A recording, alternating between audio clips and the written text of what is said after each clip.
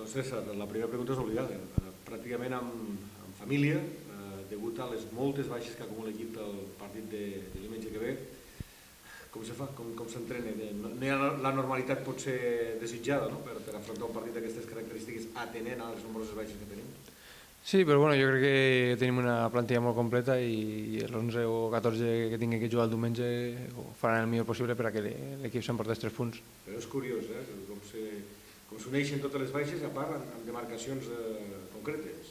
Sí, tens alguna baixa per qüestions físiques i ara per sancions i seleccions doncs s'acumulen més. Però bueno, al final hem de ser positius, pensar que això, que els que estem som els que hem de treure-ho i ja està, no hi ha altra. És a dir, no servirà d'excusa en cap moment el fet que hi hagi tantes baixes? Bueno, pot servir si no té la mentalitat de dir, bueno, al final és el que passa, tots els equips passen per situacions de Xina i nosaltres no som diferents a ningú, entonces hi ha que assumir-ho de la millor manera possible i afrontar-ho positivament. Però sap greu, no?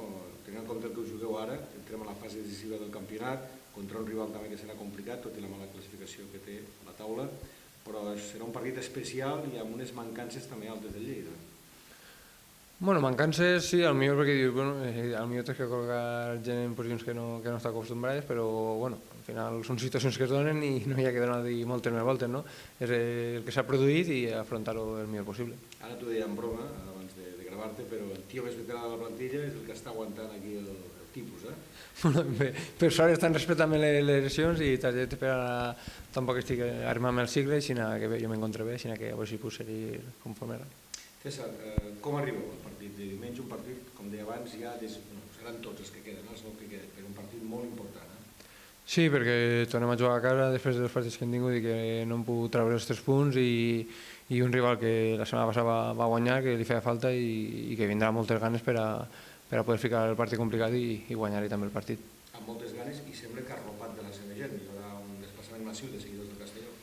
No sé, sé que és una afició que per l'any que vaig estar allí també arrastra molta gent i que està clar que després de la victòria agafen moral i la gent també ho nota, no? Entonces imagina que vindrà molta gent, però nosaltres tenim que pensar en nosaltres i que la nostra gent ens anime també per a això, per a ser nosaltres que guanyem el partit. És el que has dit tu, torneu a jugar a casa després dels últims partits consecutius que han jugat aquí al Camp d'Esports, que la veritat és que la cosa no va anar bé ni en joc ni en resultats. Hi ha certa pressió per tornar a afrontar un partit a casa?